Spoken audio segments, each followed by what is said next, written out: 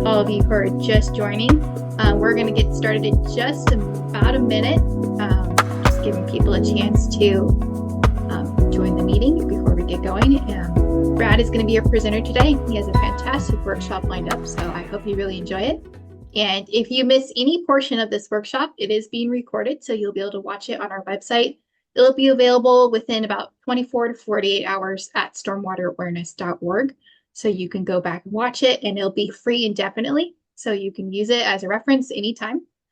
And if you haven't signed up for any of the other workshops, we've got a great lineup for the rest of the week, as I'm sure you've seen on the website. So be sure to register for any of the upcoming ones. I'm going to go ahead and hand it over to Brad because we're right at 9 o'clock. So Brad, thank you for presenting. Thanks for letting me participate in y'all's day. I'm glad everyone's here. We got people still joining. So just play catch up as we go along here. Today, I'm going to take you through a day in the life of an inspector.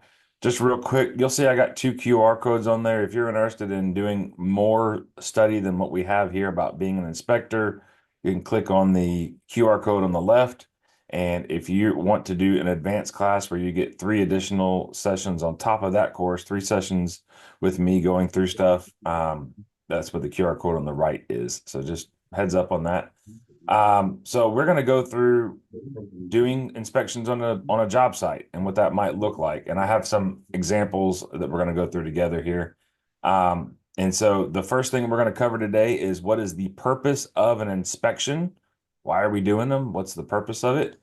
And then I'm going to go through the SWPPP site map. Sometimes you'll hear it referred to as the Stormwater Pollution Prevention Plan, the actual drawing, exhibit, map, whatever. So we'll go through that real quick. I'm going to hand you a few useful applications. Use them, don't use them, doesn't matter to me, but they are options that you can utilize to make it easier for you to do your inspection work. We're also going to talk about the EPA inspection report. If you have a city, county, state inspection report that they would rather you use that one, all right? So this is not necessarily meant to replace that, but because we have people literally from coast to coast, we teach from the EPA level. And so we're going to go through the EPA inspection report, and I'm going to help you understand how you complete this thing line by line, box by box. And then we'll talk about site entry and SWPPP compliance documentation. What does that look like? What's required? From the EPA level, there are certain sites, and I'll give you some examples of some variables as we go through there. We'll talk about perimeter controls, sediment controls, inlet protection. What are we looking for on those? We'll talk about construction support activities, or CSAs. Those include things like stockpiles, borrow sites, etc. We'll talk about that. We'll go into some good housekeeping measures. What are we looking for? What are our normal issues that we run into on a job site? And then I will hammer home on corrective actions. I think corrective actions is one of those things that people forget about, or they're not aware of what's the difference. And so we're going to talk about that and make sure that you know what a corrective action is going forward. So the first step today is going to be to define what is the purpose of an inspection. The easiest way that I can explain it is this. I'm going to document what I see on this particular site. You may have multiple sites, like maybe you're in a single family residential development and there are multiple homes going in. You may not necessarily say, hey, oh yeah, the neighborhood's good except for that house, that house, that house. It has to be, each particular site, each different lot, each different part of the site has to be looked at independently. And so you've got to make sure that you can define, like, you know what I'm talking about when I say this, but you've got the corner of this highway and this highway, and it's the Walmart with the Applebee's and the CVS and the nail salon and the other Starbucks out there or whatever. And so if that was all one developer kind of putting this thing together, if the Walmart's already built and established, that is now out of our project, and we just have the pad sites out front. So I have to document what I observe on each of the individual sites, even though it's one large plan of development. Each individual site has its own potential pollutants and its own progress that it's making as we go through the job. So we need to look at each individual section as we're moving along. The next thing that we have to look at is the date on which we're doing the inspection. And we'll talk about your standard frequencies and that kind of stuff here in a few moments. But what I want you to be aware of is, particularly if you're the inspector of a job site that you're on an every day or every week basis, you might in your mind say, oh, well, yesterday, we spilled some hydraulic fluid. We were topping off a skid steer or something. And yesterday we spilled and cleaned that up or whatever. I'm going to put that on the spec. No, no, no. You put what you see on today's inspection report on the report itself. Now, in your spill and leak log, you should put out there, hey, we spilled some hydraulic fluid. We cleaned it up appropriately. 3 p.m. was the spill. By 3:30, it was cleaned up, whatever. You put that in the spill and leak log. But my inspection is, what do I see on this site today? Today is when I'm doing this inspection. And even further, what do I see at this time? And I'll give you the time. I'll give you an example of that here in just a little bit. So the time is even important. So that's important for you to keep aware of, that I'm looking at just this window that I'm here in inspection mode. The rest of the time is going to be your operations and maintenance and doing your construction work there. All right. So let's shift over into the site map itself. What we need to realize is that the SWPPP site map, sometimes it's called the Stormwater Pollution Prevention Plan, that doesn't replace the binder. That doesn't replace your narrative that gives you the definitions and descriptions. This is just the exhibit that we look at that has our information that we work from when we're doing our inspections, or when we're planning or implementing or maintaining our BMPs on our site. And so you want to make sure that you have some sort of exhibit. If you don't have one, you can create one. And so this means that I need to pull together something like an overall plan. My grading plan might need to be included in there because of the contour lines, which I'll mention in a minute. I might need to have my my offsite conveyances, where does it connect to the MS4, all that kind of stuff. Those may be other sheets, and I may have to compile those into a multi-page SWPPP site map. But the idea is that hopefully that if you're being handed a plan set, there's one in there that is going to help you define kind of the starting point of where we think the BMPs need to be on the site. If you're a civil engineer, if you're on the design side of things, it'd be really helpful if you could also include on that inspection site map or SWPPP site map or SWPPP plan drawing exhibit the contour lines and the storm sewers that are around the job site. So that way the inspector can keep an eye on those things as they're working through the process. So the first thing is going to be the compass rose.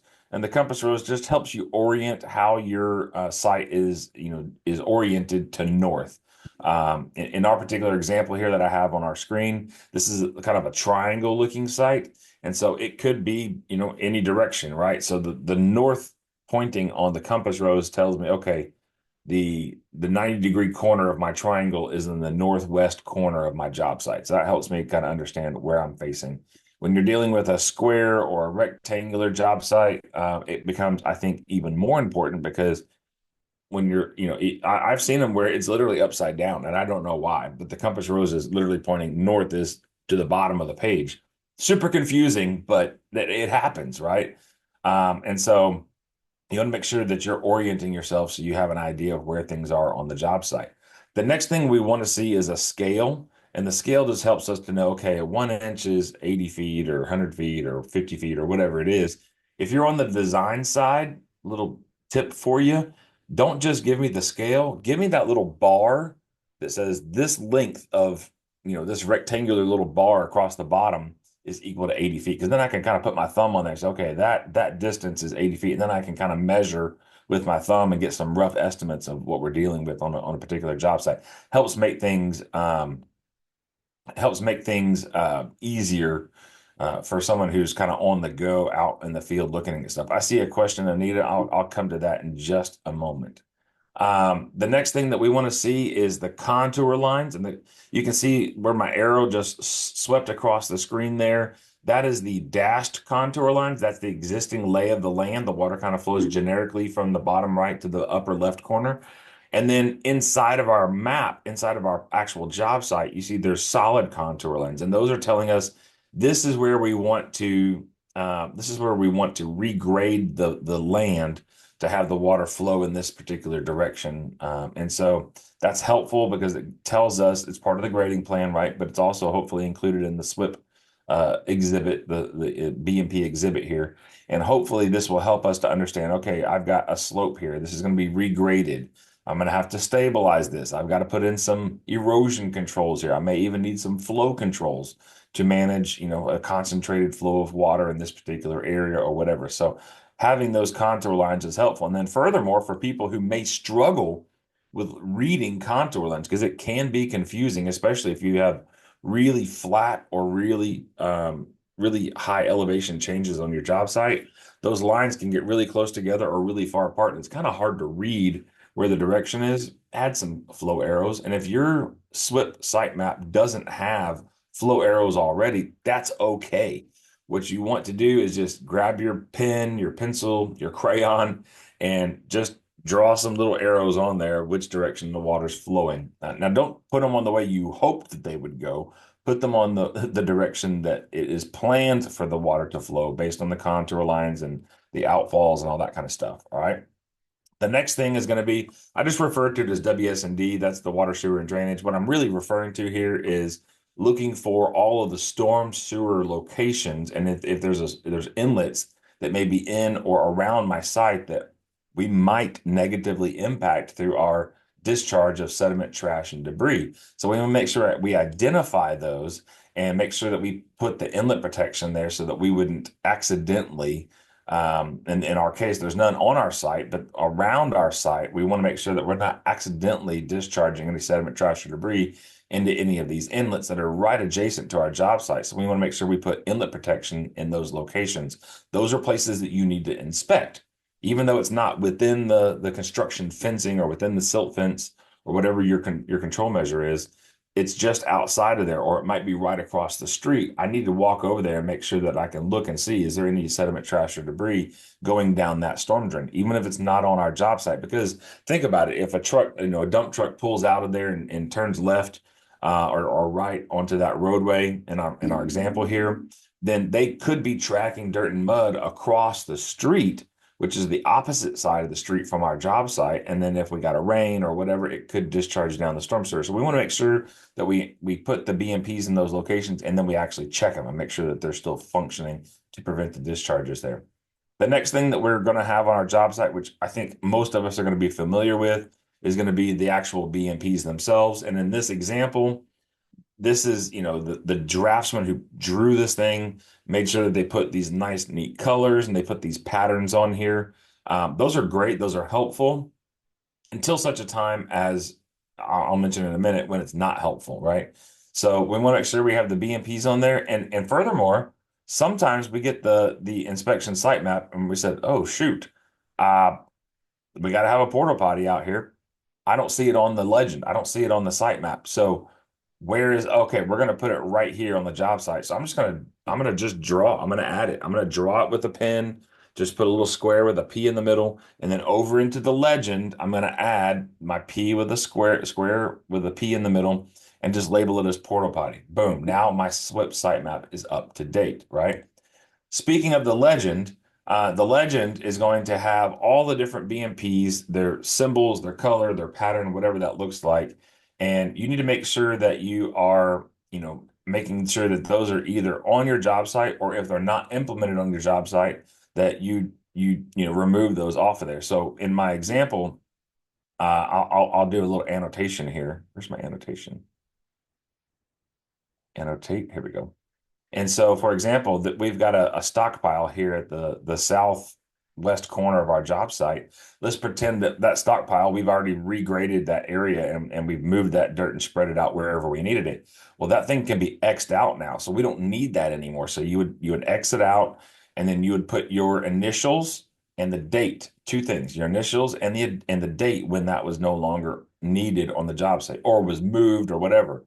Same thing with the porta potty. If the porta potty had to be moved from there to the northeast, kind of side of the job site, because we're putting in concrete or asphalt or paving or whatever we're doing, then as the inspector, you want to note, okay, this has been moved over here. Here's the date. And here's my initials. I'm noting that it's still on the job site, but it's been moved over here. So make sure we're keeping up with as the inspector, make sure you're keeping up with the changes as you see them on that site, on that date, at that time, right? Now, the thing for me is, and if you're honest with yourself, Most of the time, these things are given to us in a PDF document or a DWG file, and they're beautiful. They have all these colors and patterns, but they get made copies of and printed out on in the job trailer printer, and it's a really cheap printer. You've got air conditioning inside, or it's very humid where you are, or whatever the case is, and the paper gets crinkly and the ink smears and all that kind of stuff. So I have found myself, whenever I'm putting these SWP maps together to use, I'll actually do what I call the numbering system. And the numbering system is just simply, as you can see, there's one with a circle and two with a circle and all that kind of stuff on the actual site map. I will then go over to the legend and I'll put a one with a circle. So every time I see a one with a circle next to a smudge, right? I'll know that that's supposed to be a stabilized construction exit. If it's a two with a circle, it's going to be a silt fence. If it's material storage area, it's going to be a three with a circle, et cetera, et cetera. So that way, even if my site map gets kind of messed up or the ink smears or whatever, I'll know, okay, that's what we're talking about. Or if I need to add items, right, I can add a number there. And even if I don't draw it out, I can just say, porta potty might be a 12 with a circle. So anytime you see a 12 with a circle, even if I don't put the actual square with the P in the middle, a 12 with a circle, they'll go to the legend, say 12 with okay, that's porta potty. So that's where the porta potty is, right? So you can kind of simplify your updates if you use this numbering system. You are not required to do that. It's just a tip that I have figured out through the years, which I've been doing stormwater for about 20 years now. Here's some useful applications for you. You are under no obligation to use these things. I have found that they're just helpful. So the first one is going to be Genius Scan. Some of these similar features are found if you have an iPhone in the Notes app on your iPhone. But I find Genius Scan is on Apple Marketplace and Android Marketplace, and it's really awesome. So when you take a piece of paper and you lay it flat down on your desk or your table or your hood of your vehicle, whatever, that paper is still a rectangle, but your eyes are actually seeing a trapezoid. The two corners closer to you look further apart than the two corners away from you. And that's because we live in a world of perspective, right? The highway is parallel lines, but in the distance, it comes to a point. And so your eyes see that piece of paper and they recognize, okay, it looks like a trapezoid, but it's still a piece of paper. It hasn't changed shape. But your brain has to say, okay, that's still a rectangle. It's just laying down. My experience tells me it's still a rectangle. It's laying down. If you try to take a picture of a document, say an inspection report or a SWP site map that you've updated, and you try to take a picture of that with your phone, surely you've tried this before, and it makes it a trapezoid shape. It's not a nice, neat rectangle. So the Genius Scan app will actually go in and adjust for what I call the keystone effect, where it kind of takes it from that trapezoid and then it'll flatten it back out into a rectangle on your screen of your phone. And what that does is allows you to actually micro adjust the corners where you want the corners to be if you need to crop something or whatever. And it now gives you a straight rectangle image that looks like it's been scanned through a scanner, like at a desk somewhere. But I've done this out in the field. And so right from this app, you can export to JPEG or PDF. So if I have 5 or 6 page inspection report, I can print that out and I can go out to the job site and I can fill it all in. And when I'm done, I can Genius Scan each of those into a multi-page PDF document. And then I can export right out of my app and email it to myself, to my customer, the superintendent, whoever it is. I can actually save it right to Google Drive, Dropbox, Microsoft OneDrive. I can text it to anybody, whatever, and it's all right from within the app itself. So this makes a big difference because you're giving yourself a tool where I don't have to go back to a computer or back to the office to get this information out. The faster you can get the report into the people's hands who need it, the more in compliance you're going to be, and the more quickly that they'll be able to go in and start doing the repairs, maintenance, corrective actions that you put on the inspection report. So for me, I find that I really like the Genius Scan app if I'm doing paper inspections. Again, you can save or send it to multiple, Google Drive, Microsoft, Google Drive, Microsoft OneDrive, Dropbox, et cetera, right from the app itself. And my favorite part of it, it's free. All right. So do you have to use this? No, there's no obligation. There's no requirement for you to do that. It's free.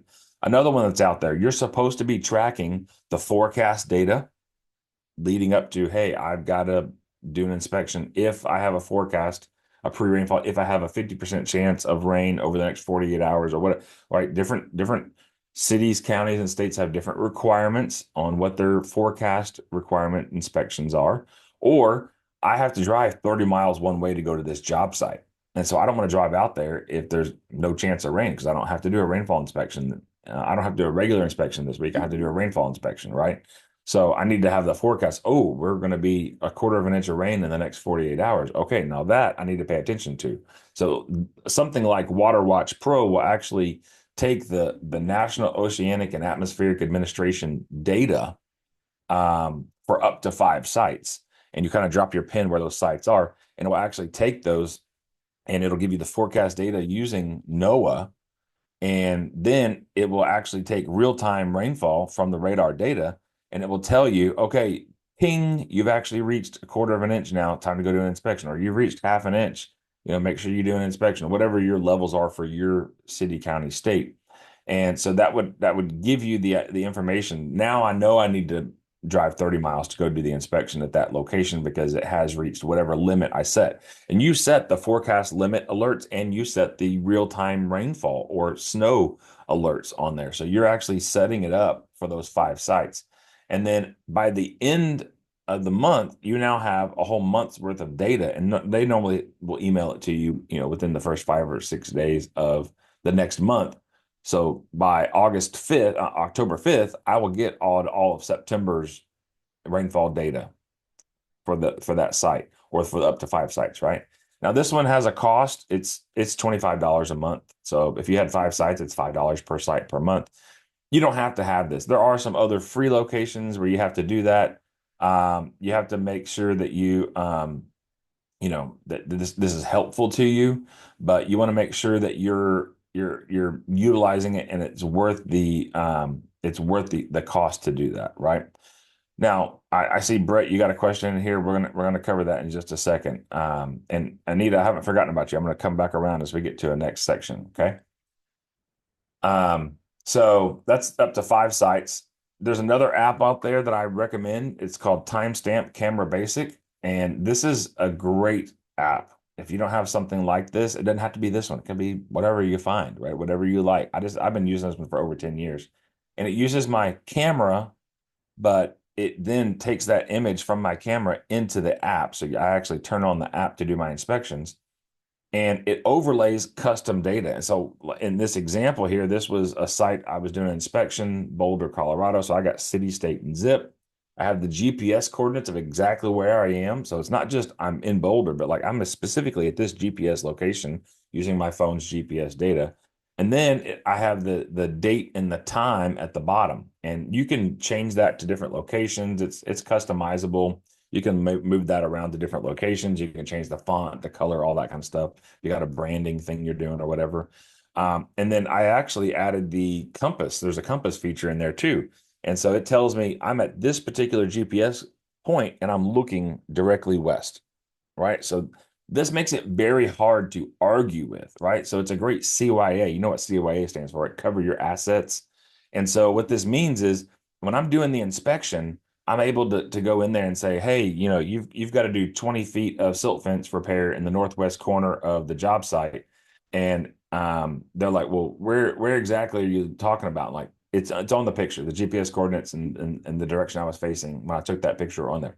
You're not required by the EPA permit and most state permits to take pictures of your inspection report, but I find that they help corroborate and back up my findings when I'm filling out my inspection report because I got pictures that back up what I'm telling people needs to be done on the job site, right?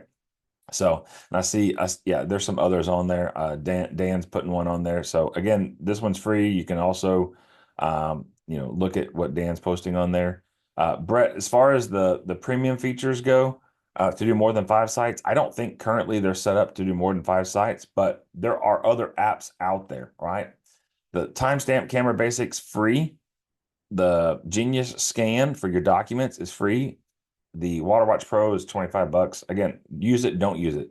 And then there's actually other apps that are out there that will help you do inspections, right? I'm not necessarily pushing one or the other over top of anybody. It's kind of like Dodge, Chevy, Ford. They all make a pickup truck. For some reason, Dodge has the greatest payload capacity, and Chevy is got the greatest fuel efficiency. And I don't know how they figured this out, but every month is Ford Truck Month, right? So they've all got their selling points, but they can all help your friend move their couch from their apartment to their new house or whatever, right? So the idea is they all kind of have some basic functionality that's the same. They're not exactly the same, but they can get you there. And there's different price points across there. I happen to use Compliance Go. If you don't want to use Compliance Go, you certainly don't have to.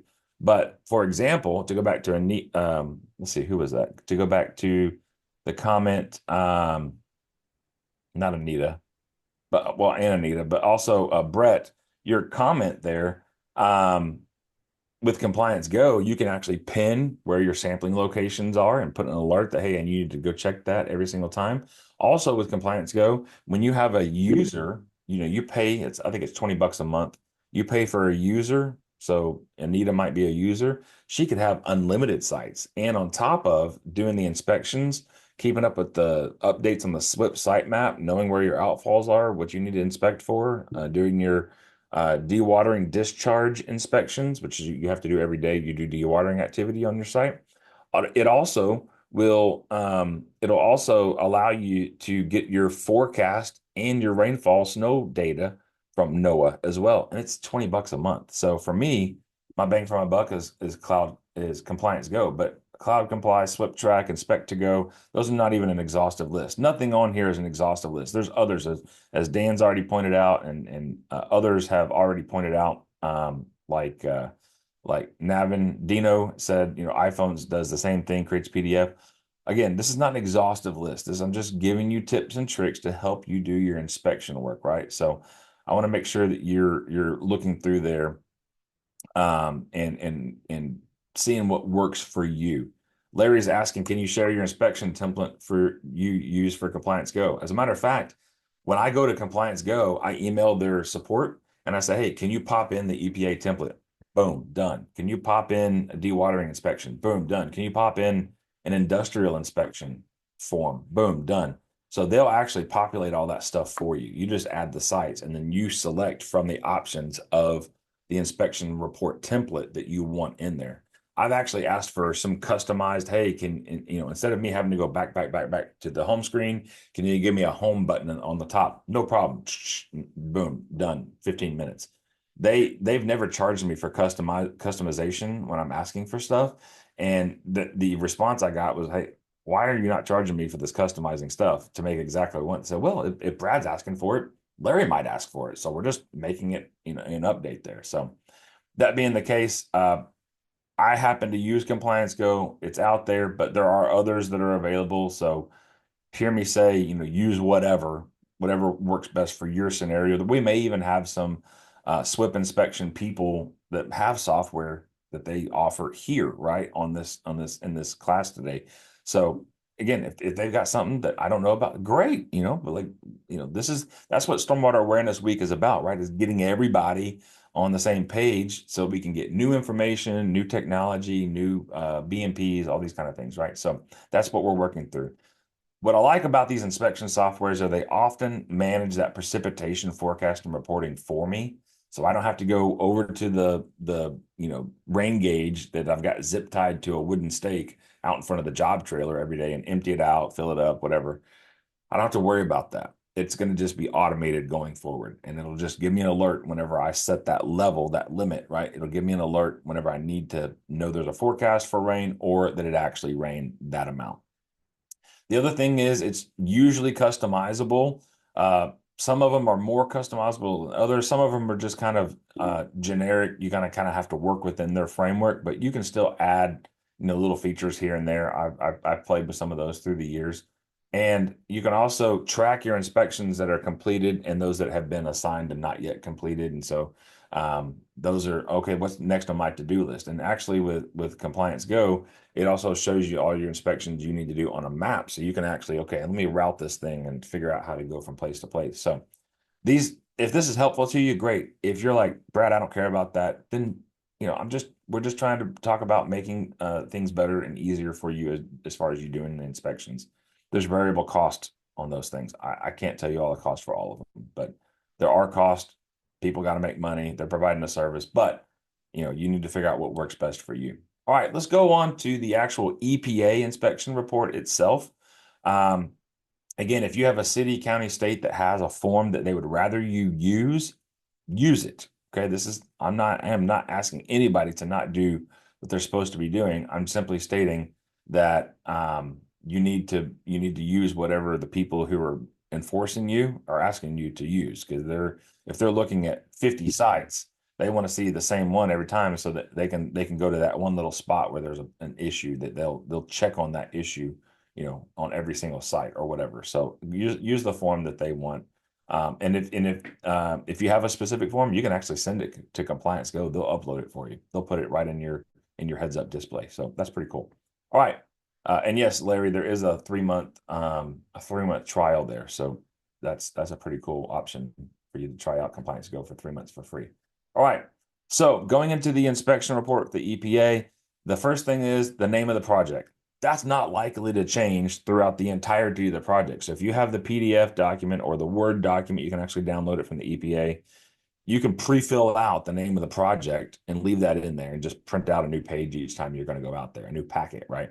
So this name of the project, don't just put McDonald's, because there could be 20 McDonald's under construction in your greater, Los Angeles area or whatever. So what you want to make sure is that you put the specific name of whatever the site was permitted as, whatever the deed says. So if it's, Bob Jones Retail Development LLC, that's what you put down there. You don't just put McDonald's, or put McDonald's number 41265, right? Be specific about the project, because worst case scenario, this thing goes to court for, a breach in some sort of SWPPP compliance, or some sort of discharge that, ended up going into a receiving water, and it ends up escalating to go to court.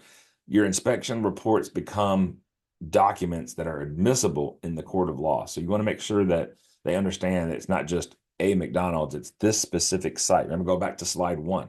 This specific site on this specific date at this specific time. Oh, I forgot to go back to the time thing real quick. That Boulder, Colorado site you saw whenever I was telling you about timestamp camera, that one, I did the inspection at 8:30 in the morning. 5 p.m., I get a phone call from the contractor. Said, "Hey, Brad, you did an inspection. You were out here, right?" I said, "Yeah, I was out there." Well, we got a phone call from the city of Boulder that we had tracked dirt and mud onto the street. Why didn't you let us know? So, that's interesting. Let me go back and look at my pictures. So I went back in pictures, texted that right to the person on the phone while I was on the phone with them. Said, "Here's the picture that I saw at 8:30 in the morning. There was no dirt on the street. I don't know what happened between 8:30 a.m. and 5 p.m. today. But when I was there at that time, on that date, at that site, there was no dirt tracked into the roadway." So I don't know what to tell you, right? So that's a great way. And again, that's a CYA, cover your assets, right? So anyway, put the name of the project, whatever the legal name is of the project there. Make sure that you put the legal name on that spot. Your construction general permit tracking number, that's going to be given to you by the EPA or by your state if you're a delegated state. By the way, New Mexico, New Hampshire, Massachusetts, DC, Guam, Puerto Rico, military bases, etc., those are non-delegated states. So they'll have an EPA permit. Everyone else is going to have a state permit number of some sort. Now, you're going to have a generic permit number. So like in Texas, it's TXR 15. That's the general permit number. But when I apply with my notice of intent to get authorization, the state of Texas will then reply back and say, "Okay, your site authorization number is TXR 15 G94X," something like that, right? Now, we will just, on the job site, that's our permit number, but it's really our authorization under the general permit of TXR 15. Does that make sense? All right, so that permit number is not likely to change throughout the entirety of the job site. So you can pre-fill that out as well.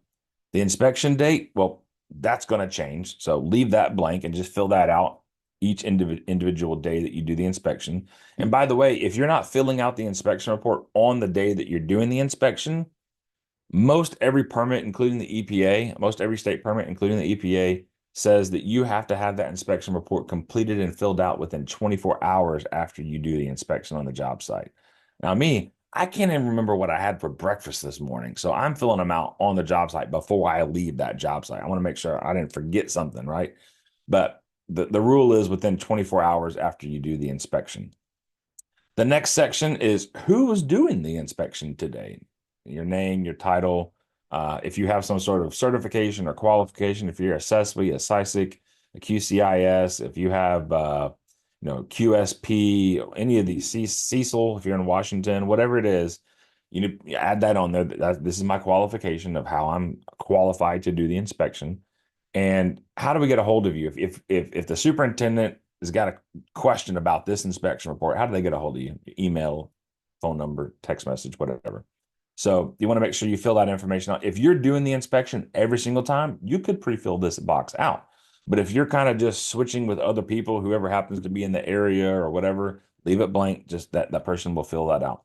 The next box is going to be, what's my present phase of construction? My present phase of construction, we don't need a laundry list of every single trade and craft and subcontractor on the job site. We don't need to know that they're installing carpet interior of the building. That's not important for this box. What we're looking for, there's 4 main phases of construction. The first one is going to be clearing and grubbing, getting the site torn down, ready for construction, right? The second one's going to be your utilities work. That's putting in water, sewer, drainage, telecommunications, electricity, maybe even putting foundations, footers, basements, putting in, underground parking lot foundation, whatever it is, right? From the ground level down. The next phase, number 3, is going to be general construction, and that's most of your sites under general construction. And then number 4 is going to be the final stabilization. We're setting up to complete work here, get the site stabilized so we can get out of here and get paid, right? So those are the main 4 that we're looking at there. So you just put one of those, or you could be in utilities and we're doing some general construction, depending on the size of your site and what you're doing. So you could do multiple things there. The next box is, where are we doing the inspection? Now, if you're building a McDonald's, it's going to be that site, right? It's pretty easy. If you're doing a single family residential neighborhood, a development there, you might have to say, hey, this neighborhood, the entrance is 3000 block of Smith Road. And then on the exhibit, your SWPPP site map, you'll have all the homes within that development that you're responsible for. But if you're just one location, you just put one location. If you're on a linear project, if you're on a highway, telecommunications, electricity, distribution line, power line, if you're on roadway, highway, that kind of stuff, then roadways are kind of easy. It's from Smith Road at Main Street to Smith Road at Jones Avenue, right? You can tell them this is the length that we're inspecting. That's where the work's going on. Or highway, you could say mile marker 15 to mile marker 40, or exit 13 to exit 45, whatever, right? You can give us how we can find where you are on that particular site. The next section here is the inspection frequency. You, as the inspector, do not have the responsibility or the authority to change the inspection frequency. That's going to be located in the stormwater pollution prevention plan. So when you show up to the job site your first time, you need to go in and actually see what is the inspection frequency that this particular job site is requiring. I know that if you're in California, you've got different inspection frequencies than if you're in Oklahoma, or if you're in Maine, you have different inspection frequencies than you do if you're in Seattle. So you need to know what this particular site's frequency is. Now, again, this is the EPA form, all right? This is not the California form. This is the EPA form. And so the EPA has 2 standard frequency options. The first one is every week, regardless of how much rain or snow you get. I'm just every Monday, boom, like clockwork. Every Monday I'm out there, boom, boom, boom, right? Or every other Monday and within 24 hours of a quarter of an inch of rain. Let's check and see how our BMPs performed, right? So those are the 2 standard frequencies. So the SWPPP will list one of those 2. And if it doesn't, handwrite it in there, right? So, okay, talk with the superintendent or the civil engineer or the project manager or the owner and say, hey, we have to select one of these 2 standard frequencies. Which one do you want? Okay, this one. Okay, great. There are some reduced frequency options here in a second that may be applicable to your site. And we'll talk about that. We'll skip over increased frequency right now and go down to these reduced frequencies. You are only eligible for the reduced frequency inspections if you are eligible also for a standard frequency. I'll talk about increased frequency here in a second. If you're under increased frequency, you are not eligible for reduced frequency. So just put that in the back of your mind for just a moment. The first one is, remember the Walmart with the Applebee's and the CVS and the nail salon out front, that whole thing? If Walmart part of that development is already built, people are already shopping, buying, everything under the sun, then that area is stabilized. And so that part of this development permit will be considered stabilized. And so you only got to go once a month there. The other things, the pad site that you're still building, you're doing those under whatever your standard frequency is. All right. So you can actually break up your job site. If you have 100 homes in a neighborhood and I built 40 of them, those 40 homes are going to be underneath the stabilized once a month inspection until such a time as they have been handed off to the homeowner or the entire site is stabilized. All right. So you're under a 1 month, but where you're actually building homes, those will be up at your standard frequency. Now, the other one is if I am in some sort of arid, semi-arid, or drought-stricken areas, I'm looking at Texas, Oklahoma, Colorado, Utah, New Mexico, Arizona, California, all of y'all, the west, southwest part of the US. If you're under arid, semi-arid, or drought-stricken conditions, then you would be just doing inspection once a month, and then within 24 hours of that quarter of an inch of rain, just check and see how the BMPs are functioning, right? I've seen sites that are so dry that they got a quarter of an inch of rain, nothing moved because it just so dry, it sucked up that water, right? So that's a possible reduced frequency.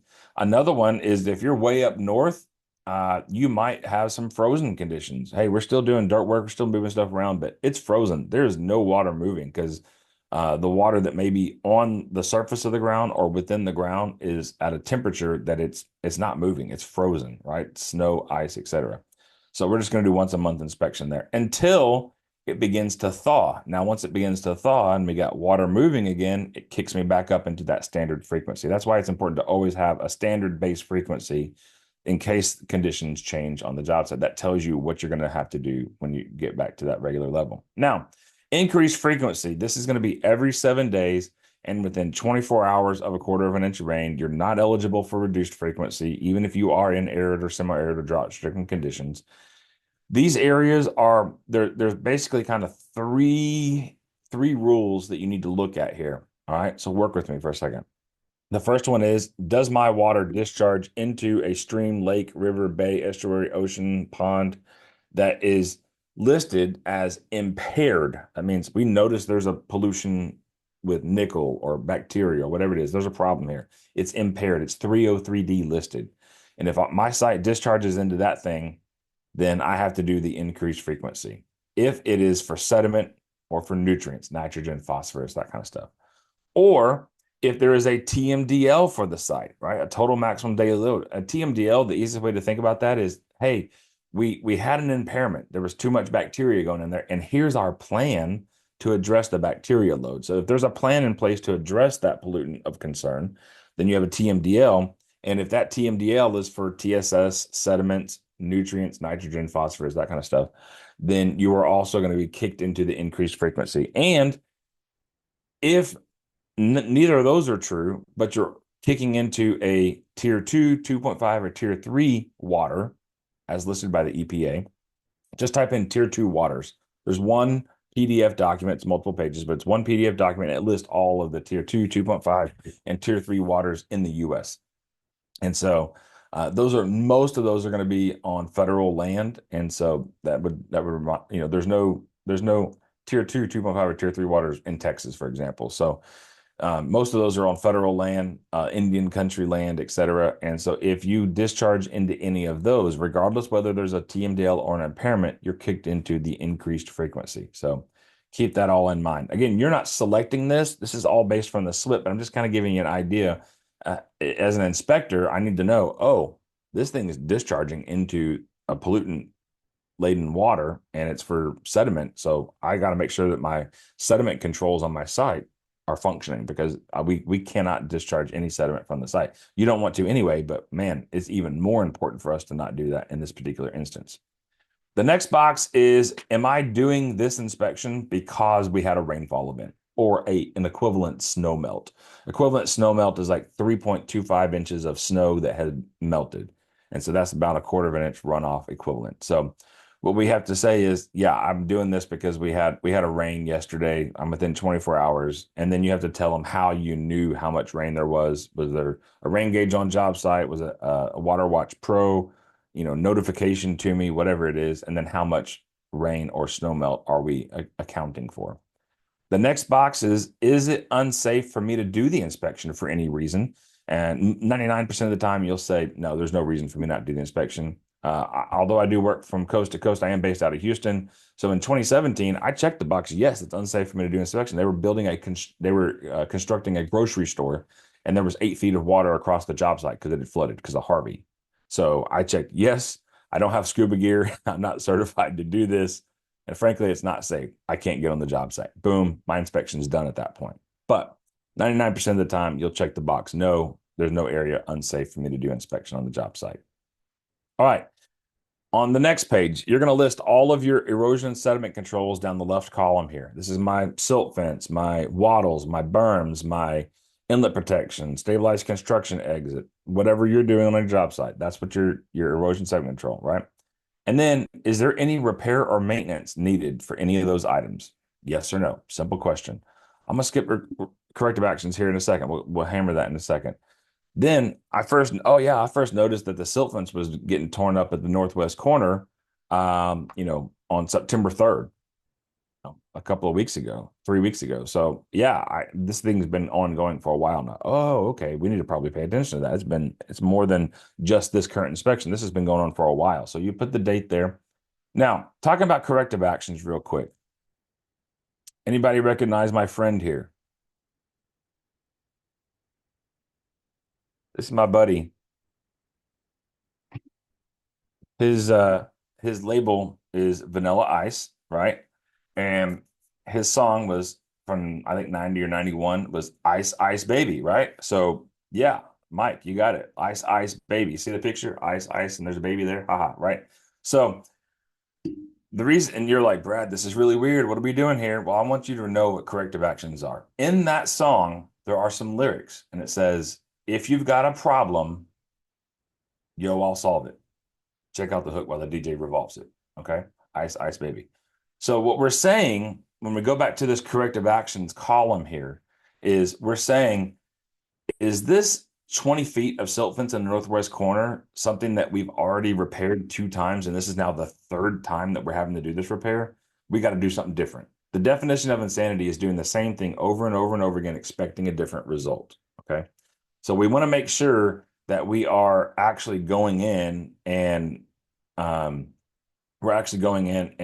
making a change to the site. So instead of putting silt fence in there again, we might need to put multiple layers of wattles or put a rock filter dam or something, right? Something else to make sure that we're fixing the issue, not just putting the same thing over again.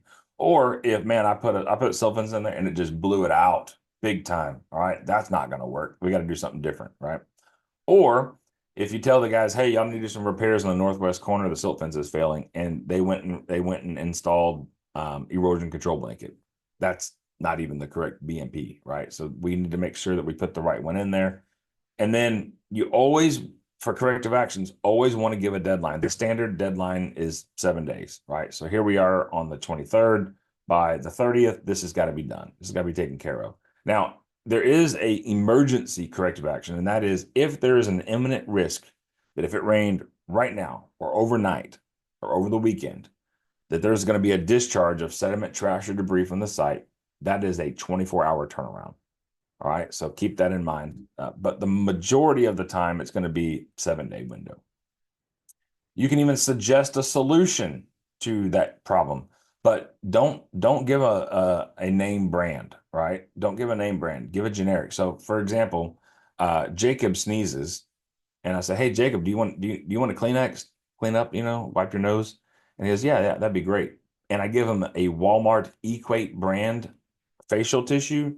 Jacob's not going to say, "How dare you? You gave me Equate, not Kleenex brand," right? He's going to say, "Great, thanks for the Kleenex, thanks for the tissue," right?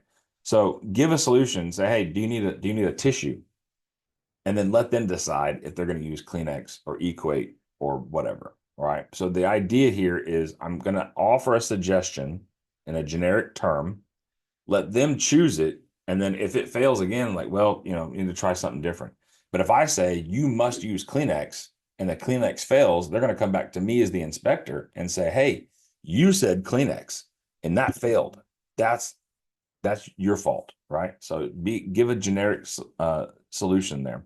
And then you always want to document the completion date and the details. So you'll come back into the notes over here and you'll say, yes, this corrective action, 20 feet of silt fence in the northwest corner, they've replaced that with a 20-foot length rock filter dam. And that was completed on the 27th. And I'll put my initials on there, right? So that way I open the corrective action and that's what closes the corrective action. So corrective actions are not just repairs and maintenance. Corrective actions are a whole different level, right? And then there's a whole notes box here for you to fill this out. Same thing on the next page. These are your pollution prevention. This is my secondary containment for my fuel tank. We're talking about concrete washout, all that kind of stuff. You'll list all these items here. Is there any repairs or maintenance needed? Is there a corrective action of some sort needed? Hey, the porta potty's leaking. Call the contractor, tell them to come switch out the porta potty, right? So that's a corrective action. That's a problem. The date when you first identified it, and then any notes there. So pretty easy, very similar page. The next one is going to be my stabilization area. If I'm just doing a McDonald's, it's kind of, you just do all of the stabilization kind of at one time because it's not a very big job site. But if I have a much larger job site, you might break it down into 1, 2, 3, 4, 5, or more. You might need an additional piece of paper there to break it into different areas where you're doing stabilization. How are you going to achieve that? Erosion control blanket, hydromulch, broadcast seeding, drill seeding, a layer of gravel, a layer of compost, whatever it is. And then has this been started? Have we initiated this stabilization effort? Yes. Okay, we started that on September 3rd. All right, great. Or no, we haven't gotten to that section yet. So we're gonna just say, hey, we haven't started that section. That's what's coming at some point, and you can make notes about any progress or we're nearly done with that. All right. We've got folks on this class from coast to coast. And if you were to take a line approximately here, everybody to the east of that line, for the most part, given enough time, you're gonna get grass to grow on your job site. Okay. It's just kind of a given.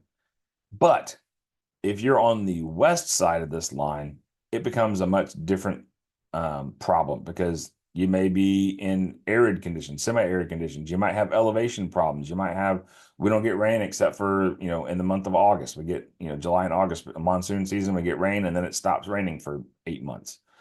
So that becomes a different problem. I mean, and then, you've got Seattle and Portland. That's just rainforest, right? It's rain all the time. So, but if you're on the east side of that line, you really don't have an excuse to not get vegetation established. But if you're west of that line, you're going to have to do additional measures besides just vegetation. You may have to put in additional erosion control blankets or other BMPs that would prevent erosion until such a time as some vegetation might be able to grow.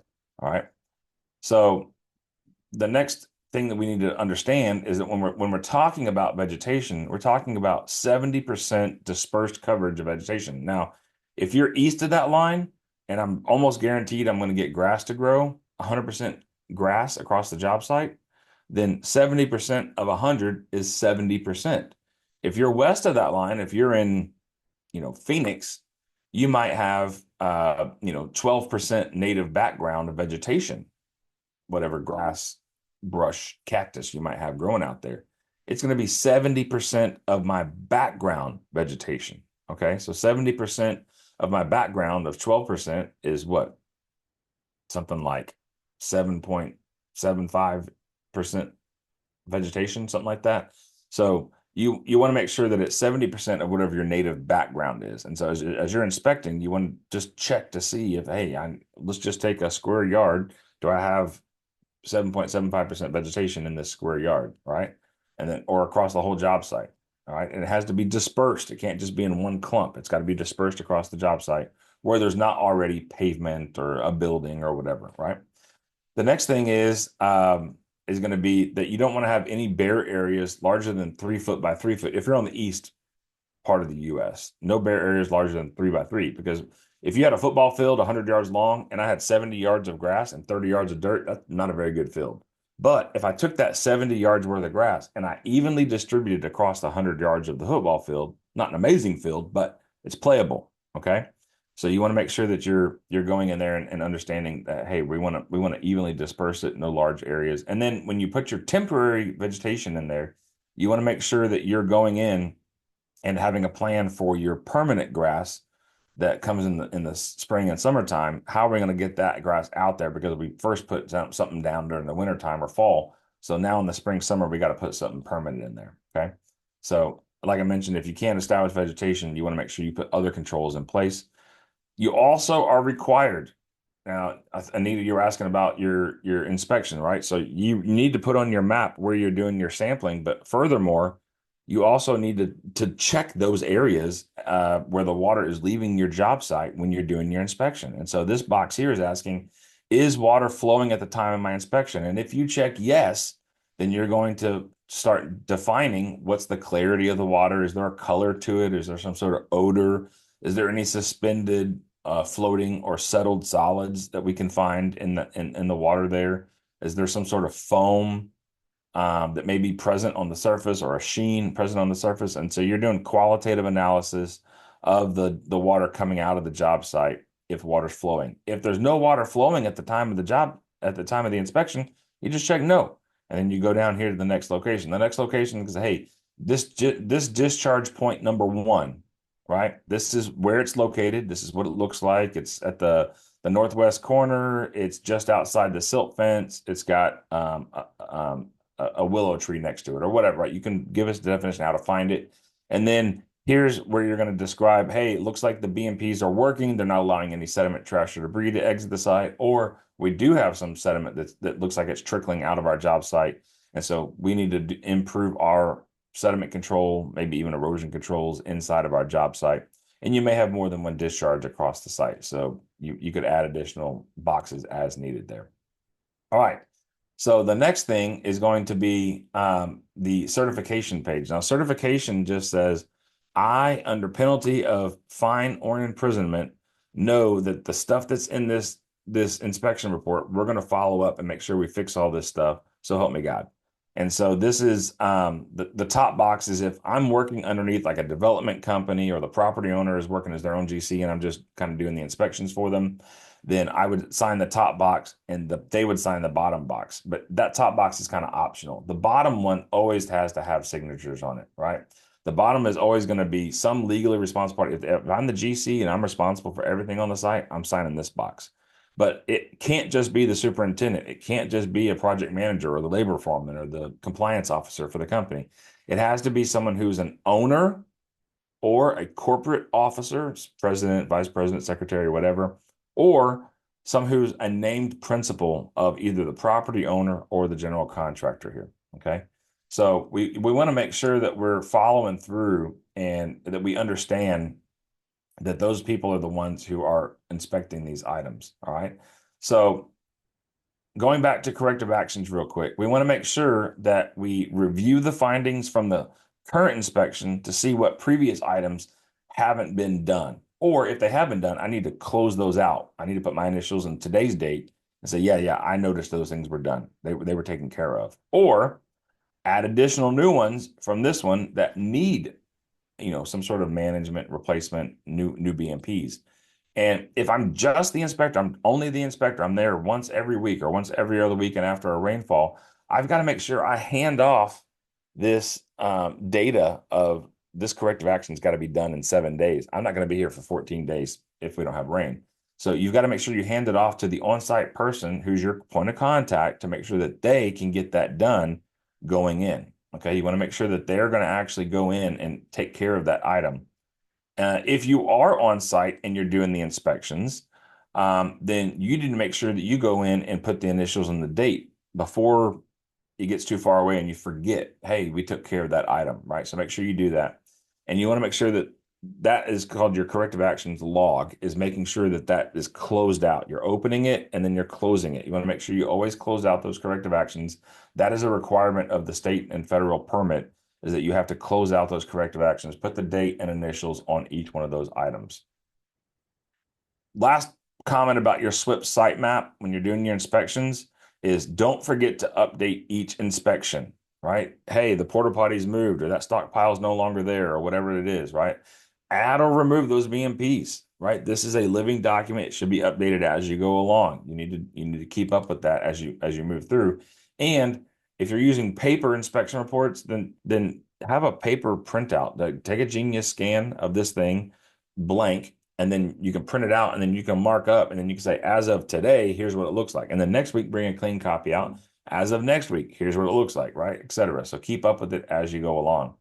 So in review from today, we talked about the purpose of an inspection. We went over the SWPPP site map. I gave you some useful applications. We went over the EPA inspection report.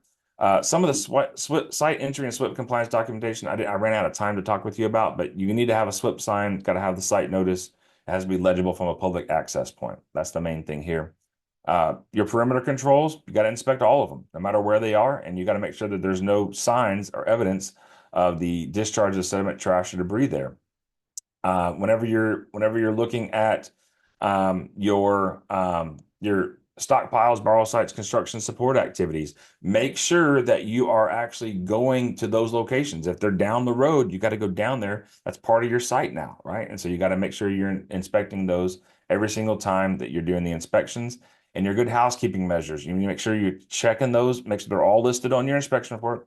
And you're checking, oh yeah, there's water standing in the secondary containment of the fuel tank. Make sure that you are checking that hey, we need to do some maintenance there. Or there's a ton of sheen from the diesel on top of there. We need to blot that with some something from our spill kit, get that cleaned off, and then actually get that water discharged out of there, right? So make sure you're keeping up with those good housekeeping measures.